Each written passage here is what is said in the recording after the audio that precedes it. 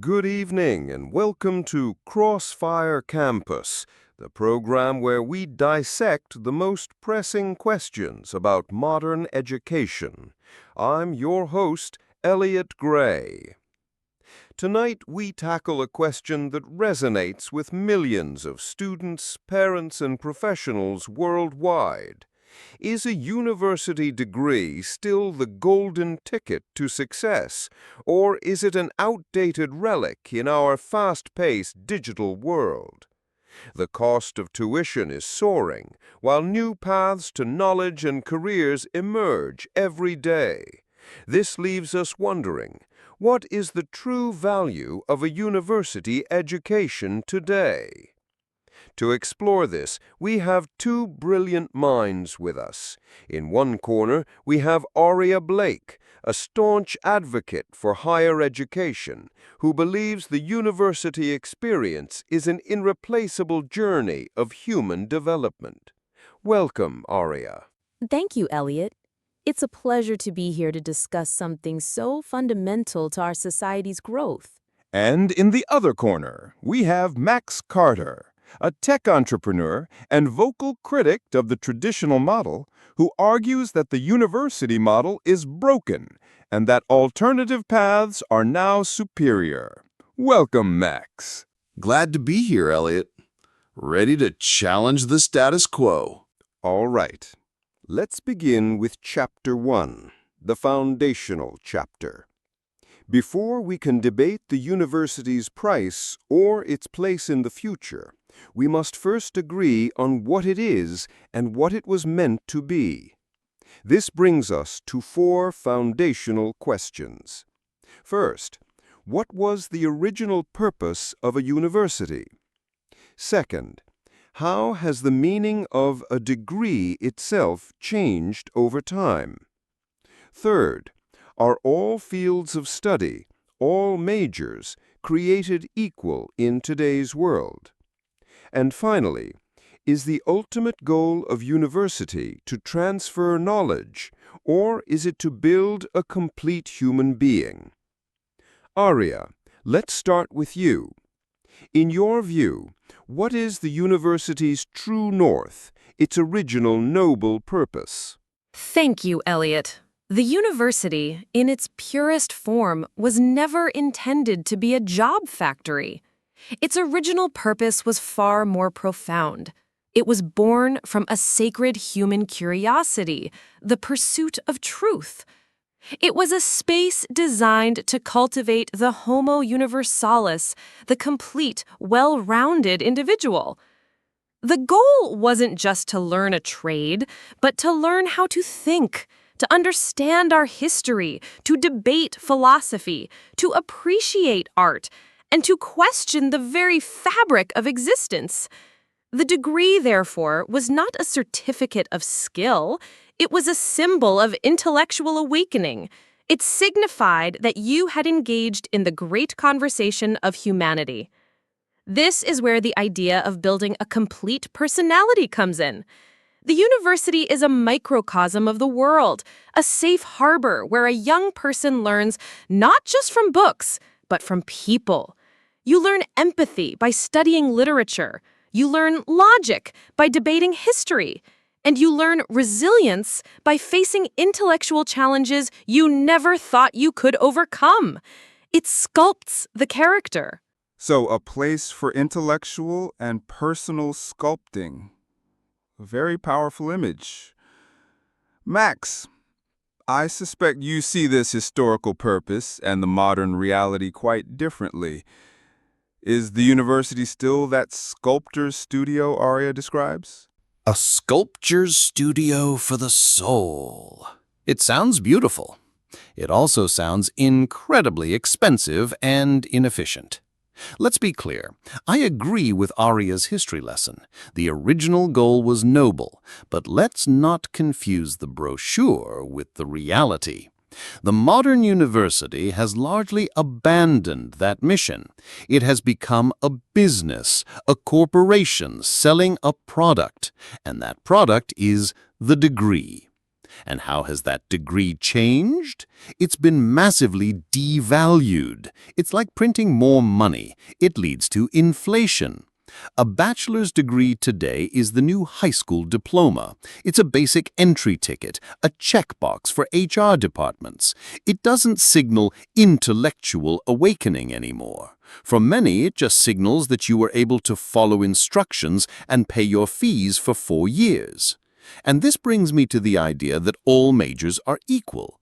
This is a dangerous fantasy. Ask a graduate with a degree in AI engineering and one with 18th century French poetry if their diplomas have the same weight in the job market. The market is a ruthless judge of value. It doesn't care if you found yourself. It cares about what problems you can solve today. One of those degrees prepares you for a 6-figure job, and the other prepares you to be an excellent conversationalist at a dinner party. There's a huge difference, and we do students a disservice by pretending there isn't. A very stark contrast. So, we have two conflicting views on the table. Arya presents the university as an enduring institution for holistic human development, where every field of study contributes to a person's character. Max sees a commercialized system, where the value of a degree has been diluted and the choice of major has severe, real-world financial consequences. This tension between ideal and reality sets the stage perfectly for our next chapter, the economic chapter. Let's talk about the money. Here, we aren't just talking about education. We are talking about a financial decision that can define a person's life for decades. So let's ask the hard questions. Is a university education a profitable financial investment? How long does it realistically take a graduate to recover their expenses? And as costs continue to skyrocket, who is to blame? Is the university on a path to becoming a luxury reserved for a specific social class? Max, you brought the financial argument to the forefront. Let's start with your analysis. In simple terms, is a university degree a good return on investment and ROI in today's economy? A good ROI? For many, it's one of the worst financial decisions they'll ever make. We've been sold a dream that no longer matches the numbers. The math is simple, and it's brutal. Let's create a real-world scenario. Student A goes to a decent private university. Cost $150,000 over 4 years. Student B skips university, takes online certifications for $5,000, and starts working as a junior web developer. In those 4 years, Student A has accumulated a massive debt. Student B has been earning an income, let's say an average of $45,000 a year. After 4 years, Student A graduates with a net worth of negative $150,000. Student B, having worked and saved, could have a net worth of positive $50,000. That is a $200,000 difference before the graduate even attends their first job interview. How many years will it take them just to close that gap? A decade? Maybe more. By then, the self-taught professional has been promoted twice. And who's to blame for this? It's a bloated, self-serving system. Universities build multi-million-dollar sports stadiums and fancy student centers, all funded by tuition fees, while the core educational product barely changes. Governments guarantee student loans, which means universities have zero incentive to control their prices. They can charge whatever they want, knowing the government will supply the loan money. It's a bubble, and it's making higher education a luxury item. It is already a tool that separates the classes. The rich graduate debt-free, while the middle class and poor are shackled to payments for most of their adult lives. A very sobering financial picture, Max. You describe a system that creates a significant financial deficit from the very beginning. Arya, this challenges the very foundation of the university promise. How can an experience be invaluable, as you said earlier, if it cripples a young person financially before they even begin? Is this economic model sustainable? Max's analysis is powerful because it's based on a snapshot. It's a 100-meter dash. But a career and a life is a marathon. To measure the value of a degree based on the first 4 years is like judging the worth of an oak tree by its first season as a sapling. Yes, the initial investment is significant, and the burden is real. I don't dismiss that. However, decades of data show a consistent truth. Over a lifetime, university graduates significantly out-earn those without a degree. Their career trajectory is higher, their lifetime earnings are greater, and they have more resilience during economic downturns. That degree is an asset that appreciates over time. Think of it as a key. It doesn't just open one door to one job. It opens doors to promotions, to management positions, to different industries, and to global opportunities that are often closed to those without a formal degree. That initial debt is an investment in a lifetime of open doors. As for the cost, the problem isn't that a quality education is inherently expensive. It is, as it requires expert faculty and world-class resources. The problem is that as a society, we have begun to withdraw public support. The solution isn't to abandon the university, it's to recommit to it, to demand more government funding and grants, to ensure that this powerful engine of social mobility doesn't become, as Max fears, a luxury. It should be a right for anyone with the talent and drive to pursue it. Aria, your argument hinges on the degree being a key to open doors for a lifetime career. This is the perfect bridge to our next section, Chapter 3, the Career Chapter. The world of work is changing faster than ever, so we must ask, is a degree still a mandatory ticket to entry for a good job? Does it provide more career stability? Or has the focus shifted entirely towards measurable skills regardless of their source? And what does it mean when a huge number of graduates don't even work in the field they studied?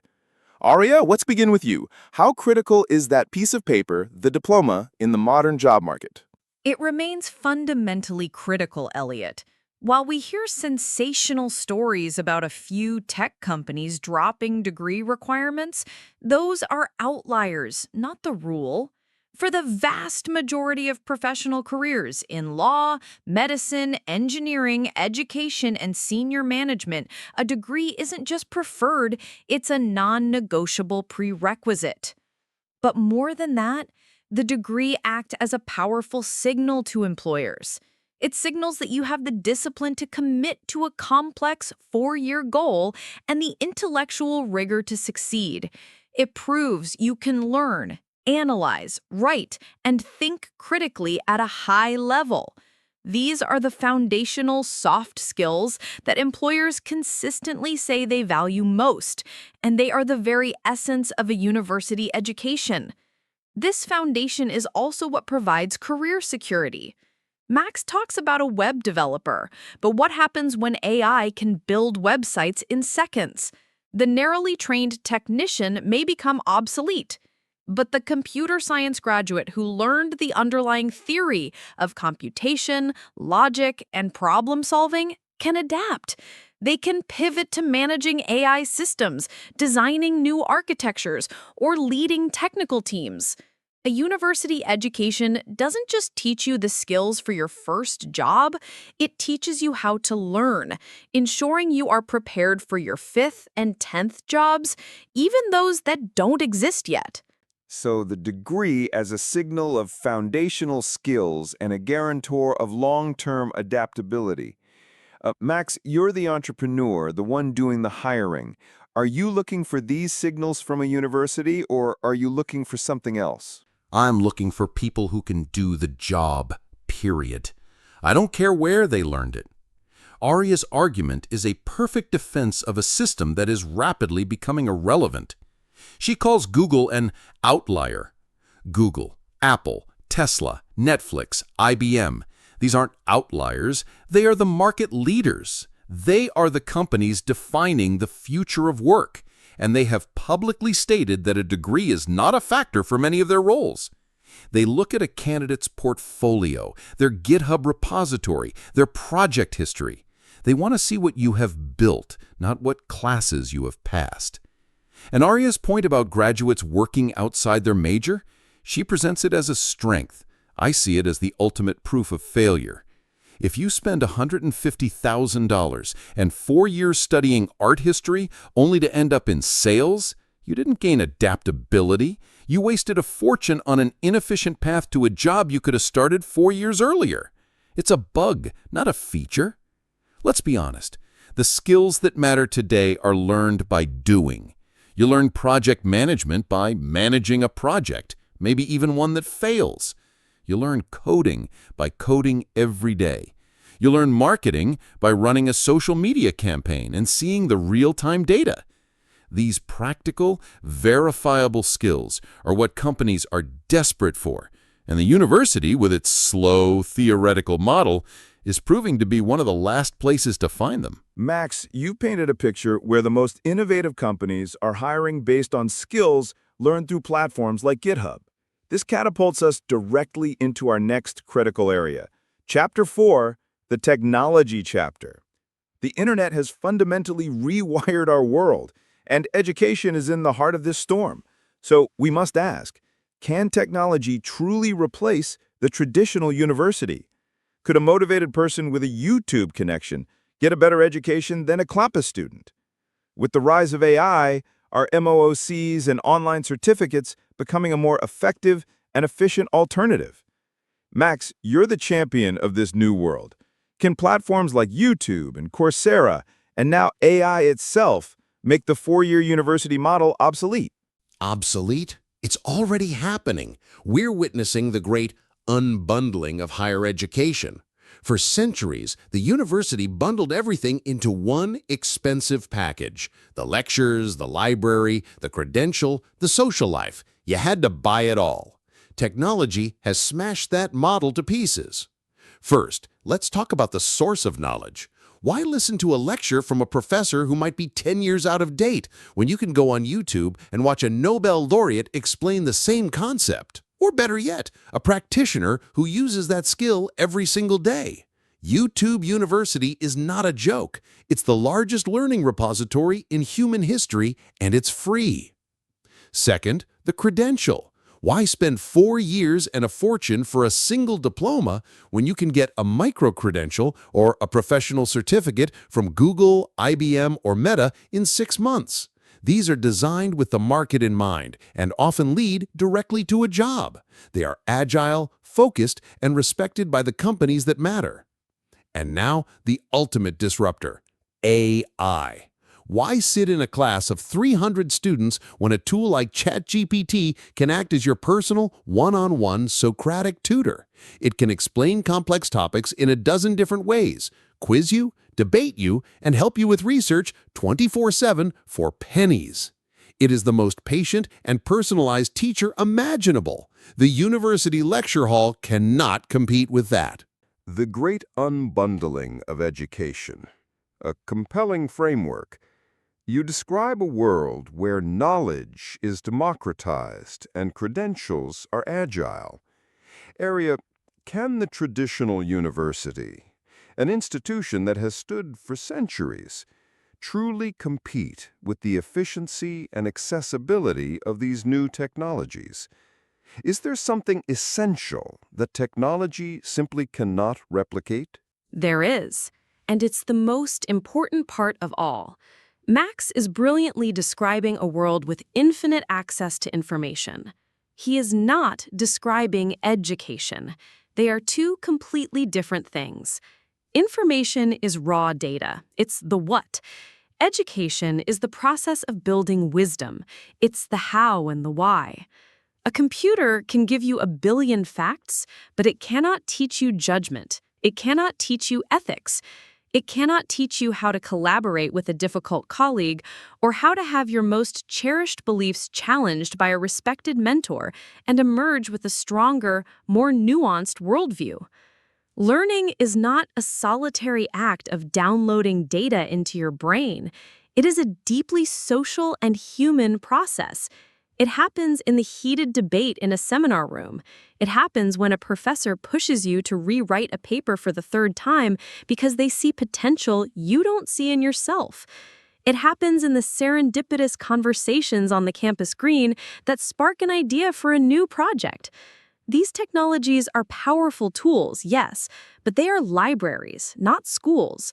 A library has all the information, but the university is the community that teaches you what to do with it. The algorithm on YouTube is designed to give you more of what you already like. A great teacher is designed to give you what you need. The challenging, the uncomfortable, the perspective shifting. That is the core of human growth, and no AI can simulate it. Aria, you ended the last chapter by championing the human, social element of education, the community. This leads us perfectly into our next area of exploration, Chapter 5, the personal and psychological chapter. Beyond the economics and the career prospects, what does the university experience do to a person's mind and character? Does it build genuine self-confidence, or can it foster a sense of superiority? For those who choose a different path, do they feel a sense of freedom or a sense of inadequacy? And is there a real, tangible value to that feeling of belonging to a university community? Arya, you believe the university is a forge of identity. Psychologically, how does that forge work? It works by providing a unique transitional ecosystem. For most young people, university is the first time they live with true independence, but within a supportive framework. It's independence with guardrails. You have to manage your own schedule, your budget, your social life, but you are surrounded by resources, advisors, health services, and a community of peers going through the same thing. Navigating this successfully is a profound source of genuine self-confidence. It's not an artificial confidence, it's earned. It comes from passing a course you thought was impossible, from leading a student group, from finding your voice in a classroom debate. You enter as an adolescent and leave as a self-sufficient adult. Furthermore, that sense of belonging is a powerful psychological anchor. To be a part of an institution, to say, I went to this university, connects you to a history, a community, and a network that lasts a lifetime. In an increasingly fragmented world, that shared identity is incredibly valuable. It tells you that you are a part of a tradition of inquiry and knowledge. It's not about superiority, it's about being part of a shared purpose.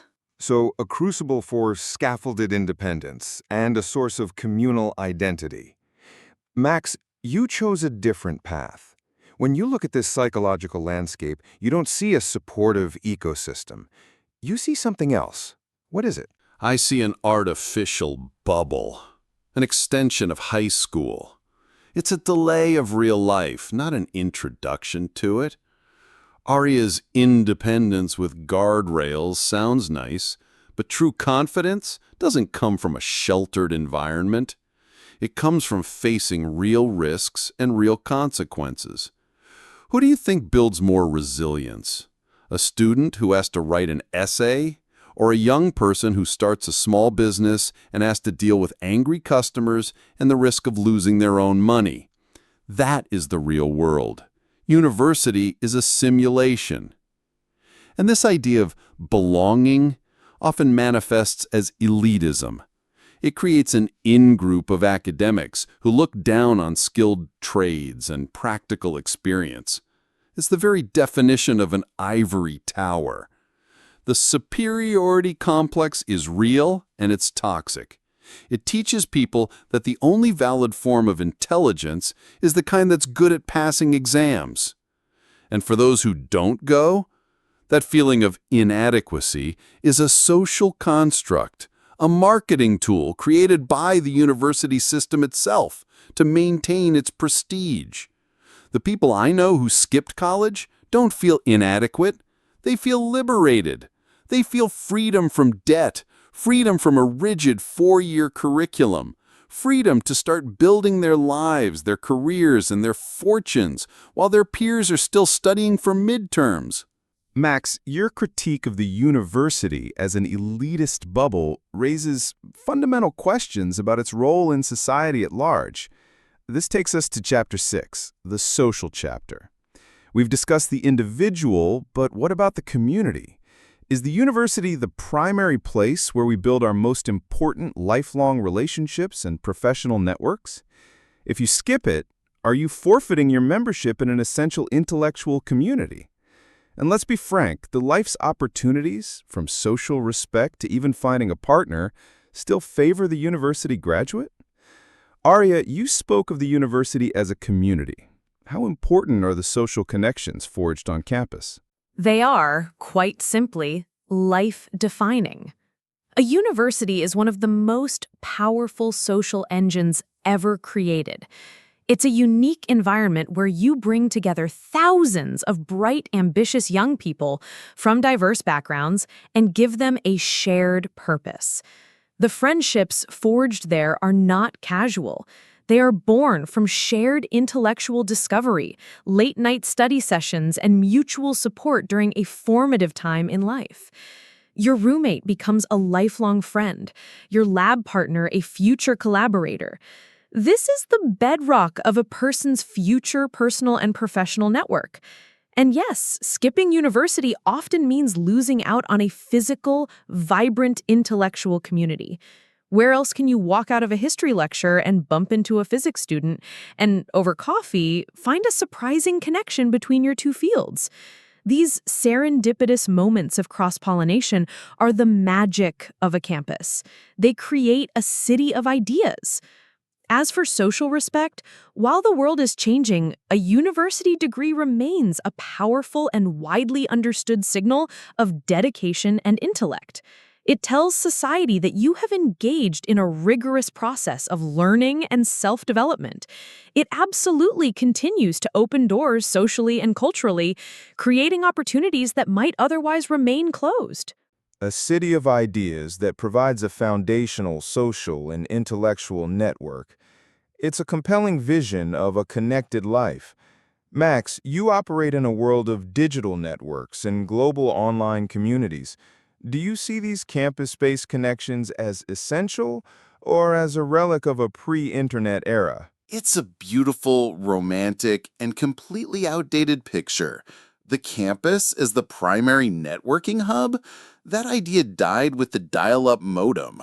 My most valuable connections are not people I happen to live in a dormitory with.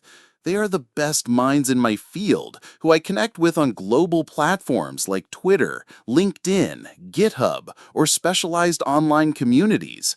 My network is based on merit and shared passion, not physical proximity. It's bigger, more diverse, and infinitely more relevant to my work than any university alumni association. And Arya's City of Ideas? More often than not, it's an ideological echo chamber, a place where a narrow set of viewpoints is amplified and dissenting opinions are discouraged. The true city of ideas today is the internet, where you are exposed to a chaotic and genuinely diverse range of global perspectives, not just the ones approved by a faculty committee. Finally, let's talk about social respect. That prestige is fading fast. 20 years ago, saying you had a degree earned you automatic respect. Today, the follow-up question is, okay, but what can you do? Society is starting to have far more respect for the 22-year-old who built an app that solves a real problem than the 22-year-old with a generic humanities degree and $100,000 in debt. Respect is shifting from the paper credential to proven capability. Max, your description of the university as an ideological echo chamber touches on a deeper question of values and identity. This brings us to Chapter 7, the cultural chapter. A university is not just a place of learning, it is a powerful cultural institution. But what culture does it promote? Does it act as a guardian, preserving and teaching a nation's heritage? Or does it impose a new standardized cultural template on its students? Does a university education strengthen a student's original identity, or does it risk weakening it? Arya, let's start with you. What is the university's role in the cultural life of a nation? The university is the custodian of our civilization's memory. It is the institution we have built to preserve, interrogate, and enrich our collective culture. The literature, history, art, and philosophy departments are not just academic subjects. They are the living libraries of our national soul. They ensure that the great works and ideas of our ancestors are not forgotten, but are passed down, debated, and reinterpreted by each new generation. And a true education does not weaken identity, it deepens it. By studying other cultures, by learning new languages, by understanding different historical perspectives, you gain the necessary tools to understand your own culture more profoundly. You move from simply inheriting your identity to consciously choosing and appreciating it. It's the difference between being a passive recipient of tradition and an active, knowledgeable participant. The university gives you a mirror and a window to see the world, and a mirror to see yourself more clearly. A custodian of culture that gives students the tools to understand their own identity better. A very powerful role. Max, you seem skeptical. Do you see universities as protectors of culture or as something else entirely? I see them as assembly lines for a specific type of culture, a globalized, largely westernized, secular monoculture. Let's be honest, a student from a small, traditional town doesn't go to a major university to have their local culture affirmed. They go there to be taught that their culture is provincial, their beliefs are outdated, and their identity needs to be problematized and reshaped to fit a progressive, cosmopolitan mold. It doesn't strengthen their identity. It often creates immense conflict, forcing them to choose between the world of their parents and the world of their professors. It's an engine of cultural homogenization. And this idea that culture is preserved in a university is an academic fantasy. Real, living culture isn't found in a dusty library or a critical theory seminar. It's in the language spoken in the home, the recipes passed down through generations, the music played at festivals, the faith practiced by a community. Culture is on the ground, in the hands of the people.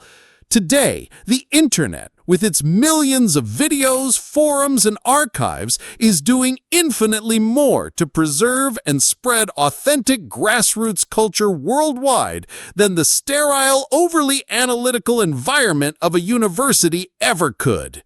The idea of a cultural assembly line, as Max put it, forces us to ask some deeply moral questions. This isn't just about what a university is, but what it should be. This leads us to Chapter 8, the ethical chapter. Here we weigh the system on the scales of fairness and morality. Is it ethical for our society to hold up the university degree as the primary benchmark for success and intelligence? Is it a parent's right, or even their duty, to push their children towards this path? And fundamentally, is it just to systematically favor the university graduate over the skilled, self-taught individual? Max, your arguments have consistently challenged the university's central role. Is this system, in your view, ethically sound. Ethically sound? It's profoundly unethical. We have built a social and economic system based on credentialism, and it's just a polite word for a new kind of caste system. We've created a paper ceiling, an artificial barrier that excludes millions of brilliant, capable people from opportunities simply because they don't have one specific document. It is fundamentally unfair to equate educated with holds a degree. It's a lie, one that benefits the institutions selling the credentials. And for parents to force their children into this system, it can be an act of cruelty. Imagine a teenager who's a gifted artist or a natural entrepreneur, forcing them into a rigid 4-year academic program that doesn't fit their talents, burying them in debt, and teaching them that their natural skills are less valuable. That isn't guidance, it's crushing their spirit. And when a company hires a fresh graduate with a generic degree over someone with 4 years of proven real-world experience and a portfolio of successful projects, that isn't a fair choice, it's a prejudice. It's a bias for a privileged path over demonstrated ability. It is an injustice that we have simply normalized. A paper ceiling built on a normalized injustice. A very strong ethical condemnation. Arya, how do you respond to this? Is the university a force for a new kind of caste system, or is it a fair and necessary standard-bearer? Max is framing this as a system of exclusion, but its purpose has always been to provide a reliable standard. It's not about creating a barrier, it's about certifying a level of intellectual mastery. Society needs benchmarks. We need to know that our doctors, our engineers, our judges have undergone a deep, rigorous, and verifiable process of training. The university is a transparent and time-tested method for providing that verification. It's not a paper ceiling, it's a foundation upon which trust is built. On the role of parents, it is not about forcing, but about guiding. A parent has a duty to help their child see the long-term view. A teenager may not appreciate the value of a broad education that will open doors for them 40 years from now, but a parent can. Encouraging them to pursue a path that maximizes their future freedom and opportunities isn't cruel, it's a profound act of love and responsibility. And the preference for graduates is not a prejudice, it's logical qualification matching. If I need to hire someone to conduct complex research, analyze historical data, and write a detailed, nuanced report, the candidate who spent 4 years honing exactly those skills in a history program is not just preferred, they are objectively the better candidate. It's not unfair, it's just common sense. This debate over the university's ethical role forces a critical question. Was it always meant to be this way? To understand where we are, we must understand where we came from. This brings us to Chapter 9, the historical chapter. Let's travel back in time. When and why did the first universities emerge? Have they honored their original mission, or have they strayed? And how has their transformation into modern institutions affected their soul? Have they, as Max's arguments suggest, become just another business? Arya, take us back to the beginning. What was the university's original founding promise? The original university, emerging in places like Bologna and Paris in the High Middle Ages, was a revolutionary idea. It was born from a simple, powerful need to create a dedicated community for the preservation and advancement of knowledge. Its mission was pure. It was about inquiry for the sake of truth. It was a place to gather the scattered wisdom of the classical world, to engage in rigorous debate, and to train the mind through logic and rhetoric. The goal wasn't to get a job. It was to become an enlightened individual. It was a universitas, a guild of masters and scholars, united by a love of learning. While it has certainly evolved, I believe that original flame has never been extinguished. In every seminar room where students debate a great text, in every laboratory where a scientist pushes the boundaries of knowledge, that original mission is still alive. The pressures of the modern world have been added, but the foundational purpose, the pursuit of truth, remains. So, an institution founded on pure inquiry that still carries its original flame.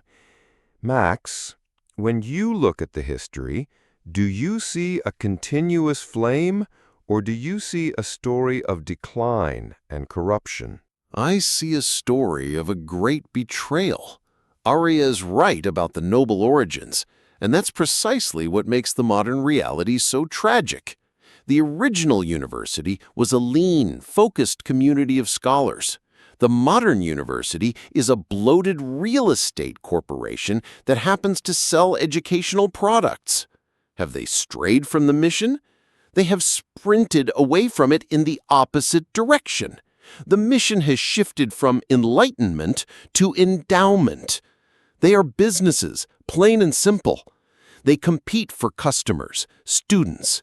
They market themselves with glossy brochures and climbing walls. They are obsessed with rankings, brand prestige, and alumni donations. Decisions are no longer driven by scholarly pursuit, but by financial return. They cut funding to the unprofitable humanities departments while pouring hundreds of millions into new business schools and sports stadiums. The university didn't just stray from its mission. It cashed it in. It traded its soul for a balanced budget and a marketable brand. It has become a commercial institution, and to pretend otherwise is to ignore the last 100 years of history. Max, your assertion that the university has cashed in its soul is a powerful one. This is especially poignant when we remember, as Arya noted, that the original university was a deeply religious institution. Its soul was explicitly theological. This brings us to a complex and sensitive topic. Chapter 10, the religious chapter. How do the great religious traditions view knowledge? And does the modern, largely secular university still represent that ideal? Is the pursuit of knowledge worthwhile if it doesn't lead to what one might call virtue or piety? And in today's world, can traditional religious education serve as a sufficient alternative to a university degree? Arya, can a secular institution still fulfill what was once a sacred quest for truth? I believe it can, because the quest for truth is inherently sacred, regardless of the framework. Most of the world's great faiths encourage humanity to seek knowledge, to understand the world as a means of understanding the divine. When a biologist marvels at the complexity of a cell, or an astronomer gazes at a distant galaxy, is that not a form of reverence? The modern university, by dedicating itself to uncovering the profound truths of our universe, continues that quest. It uses the language of science and reason, but the underlying impulse to move from ignorance to understanding is a deeply spiritual one. Furthermore, a true education absolutely cultivates virtue. When you study ethics, you are engaging in moral reasoning. When you study history, you learn empathy and the consequences of greed and hatred. This process builds a rational piety, a morality based not just on faith, but on a deep understanding of the human condition. It creates citizens who can build a more just and compassionate world, which is surely a virtuous outcome. So, the university as a secular path to a kind of rational piety and virtue. Max, you look at the modern university and its relationship with faith very differently. Does it build virtue or something else? It builds competence, often divorced from conscience. The modern university is brilliant at creating clever devils, people who are technically skilled but morally adrift. It has perfected the art of separating knowledge from wisdom. It can teach you how to split the atom, but it won't offer you a moral framework for whether you should. By enforcing a strictly secular, materialist viewpoint, it strips knowledge of its soul and leaves a void. And does it produce piety? Or does it produce arrogance? The academic world often instills a subtle contempt for faith, viewing it as unscientific or primitive. It replaces humility before God with a worship of one's own intellect. For many believers, the university is not a complement to their faith, it's an antagonist. A traditional religious education aims to create a whole person, where knowledge, morality, and purpose are integrated. The modern university aims to create a specialized employee. They are fundamentally different projects. One is about how to live, the other is about how to earn a living. For some, choosing the first is a more than sufficient path. And so, after a deep intellectual journey through history, economics, ethics, and the very philosophy of learning, we come to the end of our debate. We have heard two powerful and passionate opposing views. On one side, Aria Blake's vision of the university as a sacred institution, a forge for character, a custodian of culture, and a beacon of humanistic values. On the other, Max Carter's sharp critique of the university as an outdated, overpriced system, calling for a revolution in learning focused on practical skills and real-world experience. The question was never who is right, but rather what is right for you. The goal of this program was not to provide one single answer, for perhaps no single answer exists. Our aim was to illuminate every facet of this life-altering question, to give you the tools to think about it deeply, and to empower you to make the choice that aligns with your ambitions, your values, and your circumstances.